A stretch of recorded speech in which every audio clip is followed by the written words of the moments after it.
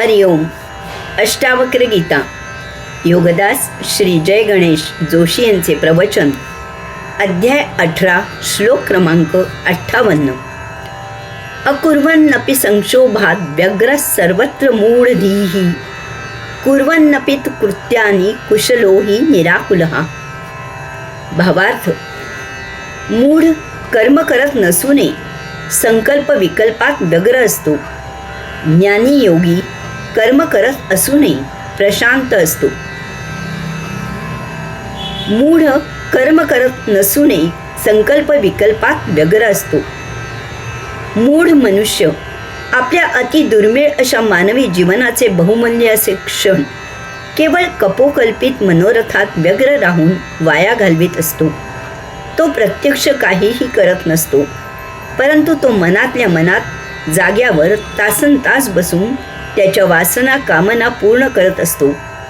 त्याला इच्छा वासना कामना इतक्या होत असतात की त्यातील अत्यल्प अशा त्याला शक्य असलेल्या इच्छा वासना कामनाही तो त्याच्या त्या एका जन्मात पूर्ण करू शकणार नाही. त्याला होत असलेल्या इच्छा वासना कामना या बहुतांशी त्याच्या आवाक्याबाहेर ताकदीबाहेर असतात. अनेकांना सर्वोत्तम गायक, लेखक, कवी, खेळाडू, राजकारणी, अभिनय सम्राट, कलाकार वगैरे व्हायचे असते. जगातल्या सर्वात सुंदर व्यक्तीशी घट्ट मैत्री करायची असते. धनदांडग्यांच्या यादीत पहिले नाव यावे असे वाटत असते. मूढाच्या वासनांना अंत असत नाही. अशा या इच्छा वासना कामनांचे मनात मांडे खात मूढ मनुष्य वेळ वाया घालवित असतो आणि त्यांच्या दुष्परिणामाचा शिकार होत असतो. मनातल्या मनात इच्छा वासना कामना पूर्ण करत असल्यामुळे तो प्रत्यक्षात कधीही समाधानी असू शकत नाही. तो सदा अतृप्तच असतो. आयुष्याचे कित्येक तास वाया जातात. त्यावेळेत कदाचित तो एखादी का होईना इच्छा काही प्रमाणात पूर्ण करण्याचा प्रयत्न करू शकतो आणि कदाचित थोडेफार यशही मिळवू शकतो, परंतु तसे होत नाही. तो मनात त्याच्या इच्छा वासना कामनांबद्दल सतत विचार आणि विचार करत बसतो. यात त्याच्या मेंदूवर परिणाम होतो. तो विक्षिप्त, भ्रमिष्ट आणि चक्रम होतो. मूढ सतत दिवास्वप्न पाहत असतो. तो सदा भौतिकाच्या मूर्छेत असतो. एरवी दिवास्वप्न पाहणे शक्य नाही. यात एका वैफल्याशिवाय हाती काहीही लागत नाही. केवळ मनस्ताप मात्र होतो. यात त्याच्या हातून प्रमाद होतात. समाजात नाचक्की होते. जीवन जगायचे मोलाचे क्षण वाया जातात. मूढ आळशी, मुरदाड, निष्क्रिय होतो. क्षणोक्षणी त्याच्या अहंकाराला ठेच लागत असते आणि त्यामुळे तो आणखीनच विचलित होत असतो. अल्पकाळातच तो मनोरुग्ण होतो. ज्ञानी योगी कर्म करत असूनही प्रशांत असतो.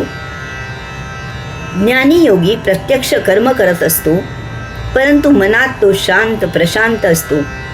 जणू काही तो कर्म करत नसून त्याची इंद्रिय कर्म करत आहेत आणि हा त्रयस्थपणे ते पाहत आहे. त्याला कसल्याही इच्छा वासना कामना नसतात. त्यामुळे त्याला कर्माचा ताठा अभिमान नसतो. कसलीही अभिलाषा नसते. ज्ञानी योगी सदा जागृत असतो. तो जे काही करतो ते जाणून करत असतो. कशाच्याही आहारी जाऊन तो काहीही करत नाही. बाह्य जगतासाठी तो कर्मात पूर्ण रत असतो. त्याने कर्मात पूर्ण झोकून दिलेले असते. तरीही असा ज्ञानी योगी आतून शून्यवत असतो. तो काही चिकटवून लावून घेत नाही.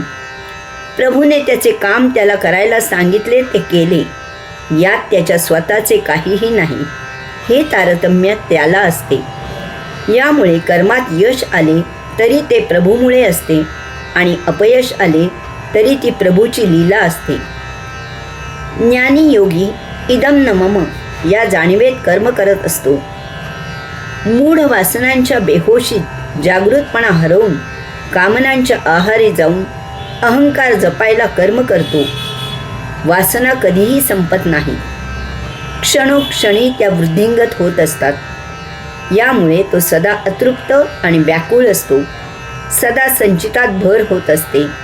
असा मूढ दर वासने गणिक परमात्म्यापासून दूर होत असतो.